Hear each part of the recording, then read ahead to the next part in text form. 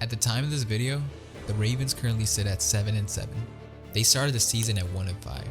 The Ravens, statistically, had less than 1% chance of making the playoffs at that point in time. Roughly the same odds as being struck by lightning in your lifetime. In other words, it isn't supposed to happen. But somehow, even with their record sitting at 1-5, Baltimore wasn't just alive. They became favored to win the division. Being favored after a 1-5 start sounds ridiculous, but that is the position that they're in. Now you might be thinking, this is because Lamar Jackson is finally back and healthy. And while there's a lot of truth to that, that isn't the entire picture. As great as Lamar is, football is a team sport. 11 players on offense and defense, plus special teams, coaches, trainers, scouts, all have to execute a game plan week after week. With only 17 games in a season, every week matters. Even early season losses can vary a team's playoff chances. So with the Ravens starting 1-5, it's safe to say that one player alone cannot carry a team to the playoffs from that deep of a hole. Or can they? This is an extremely rare picture of the NFL. It shows a goalpost in front of the end zone, just 4 years before the league finally moved it back. But the location of the goalpost isn't why this picture is special. 55 years ago, expectations were sky high entering the 1970 season. The Bengals had a promising young quarterback in Greg Cook, a new stadium, and a new division after the AFL-NFL merger. However, Cook's torn rotator cuff sidelined him before the season even began, forcing backups Sam Wyke and Virgil Carter into action. The offense collapsed, the defense struggled, and Cincinnati sat at 1-6 with a negative 74-point differential. Then something happened that the NFL had never seen. In Week 8 against the Bills, the Bengals erupted for a 43-14 victory, a franchise record for points at the time. It sparked one of the greatest defensive turnarounds ever recorded. Over the final 7 games, Cincinnati went from the league's worst defenses to one of its best. They forced 28 turnovers, 4 per game on average, and allowed just 11 points per contest. After surrendering 177 points in the first half of the season, they allowed only 78 the rest of the way. They beat the Browns, Steelers, Saints, Chargers, Oilers, and Patriots while outscoring their opponents by 131 points. They finished 8-6, won the AFC Central, and reached the playoffs. To this day, the 1970 Bengals are the only team in NFL history to start 1-6 and finish with a winning record or make the postseason. And it wasn't just because of one star player, it was a complete identity shift. The 2025 Ravens are in a similar situation. They entered the year with high expectations and immediately fell to 1-5. But they've now won 5 of their last 6 games. Bears, Dolphins, Vikings, Browns, Jets, all by comfortable margins. They're 6-6 and tied for the top of the AFC North. Can the Ravens, who currently rank 25th in defense, reproduce a Bengals-style transformation? Probably not. Their defense has improved since September, but not at the level that will single-handedly drive a postseason push. Yet, according to the Athletics playoff simulator, which runs thousands of model iterations using EPA, success rate, weather, roster movement, and game location, the Ravens have a 64% chance to make the postseason. How is that even possible? To answer that, we need to look at the only other teams that have ever done this. The teams that started 1-5 and still made the playoffs.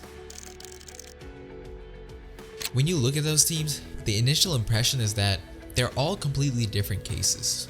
Different eras, quarterbacks, coaching staffs, and roster situations. Nothing obviously ties them together. But once you start comparing the environments that these teams faced after falling to 1-5, a subtle pattern begins to appear. Start with the 2020 Washington football team. Their turnaround wasn't built on offensive talent or elite quarterback play. It came in large part because their remaining schedule ranked 4th easiest in the league, and the NFC East was historically weak. They didn't need to be great, they just had to be competent in a division where no one else was pulling away. The 2018 Colts were a different team, but they fit the same underlying trend. They had Andrew Luck putting up near MVP numbers, but they also had the 9th easiest remaining schedule. Health improved, matchups softened, and the team stabilized. Even the 1970 Bengals followed this exact pattern. While their defensive turnaround was phenomenal, it also came against the second easiest remaining schedule in a 26-team league. Their surge was real, but the path was favorable. At this point, the trend is clear. Teams that recover from 1-5 survive largely because their remaining schedule is manageable. Not easy, but manageable, enough to allow for improvement. And then there's the Kansas City Chiefs. Yes, you heard that right, the Kansas City Chiefs. They're the one team that breaks this pattern entirely. Kansas City had the 19th ranked remaining schedule, significantly harder than Washington, Indianapolis, or Cincinnati. Their comeback wasn't aided by opponent strength.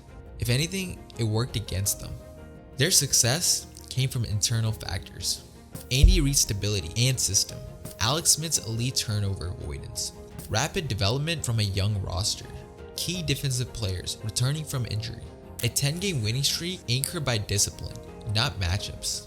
The Chiefs didn't benefit from an easy path. They were simply a better team than their earlier record suggested. And this brings us to the 2025 Ravens. Baltimore's remaining schedule ranks 10th easiest, almost identical to the Colts situation in 2018. Not overwhelmingly soft like Washington, not historically favorable like the 1970 Bengals, but absolutely manageable, especially when paired with the return of a healthy Lamar Jackson. So the Ravens don't look like the Chiefs, a team that had to brute force its way through a tough schedule. They look like the majority of successful 1-5 teams, a talented roster that got healthier, faced a reasonable slate of opponents, and still controls enough of its destiny to make a legitimate run. This is the blueprint the Ravens fall into. Not miracle level dominance, but the combination of adequate opportunity and elite talent taking advantage of it. But the schedule alone doesn't explain everything, because this team rises and falls with Lamar Jackson. These were Lamar Jackson's numbers in 4 games before his injury: 10 touchdowns to 1 interception, 127 passer rating, MVP level play. And here are his numbers since returning: 5 touchdowns to 3 interceptions, 84.1 passer rating. His first stretch of 3 straight games without a touchdown. It's a night and day difference, almost like he's a different player.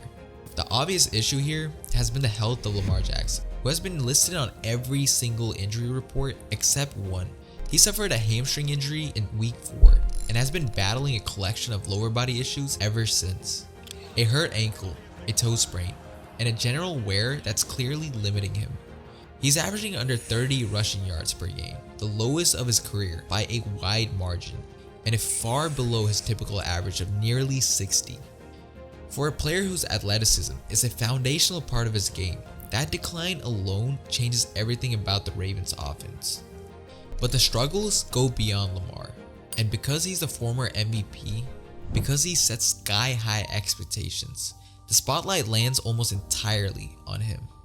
In reality, the tape shows that the problems are structural, not just individual. The most talked about issue has been the offensive line, a unit that returned 4 starters from last season, but hasn't played anywhere near the same level. The protection breakdowns have been impossible to ignore. The interior line, in particular, has been a weakling.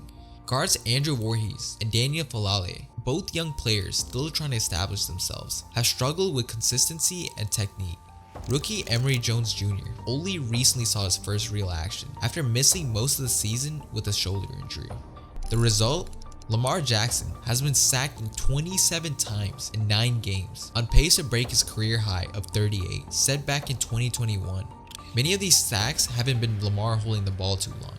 They're instant collapses, free rushers, missed assignments, interior pressure that destroys the timing of the offense before the play even develops. Even John Harbaugh acknowledged the growing pains. There's a step between being a starter and being an established starter. Andrew is in the process of doing exactly that. Daniel graded out highly too. There are plays both of them want back, and issues don't stop with the pass protection. Derrick Henry has been hit behind the line 18 times, losing almost 40 yards on these plays, many of them in the red zone. Those negative plays are brutal drive killers, especially for a team that has fallen to the 3rd worst red zone efficiency in NFL at just 46%. A complete collapse from last year's league-leading 74%.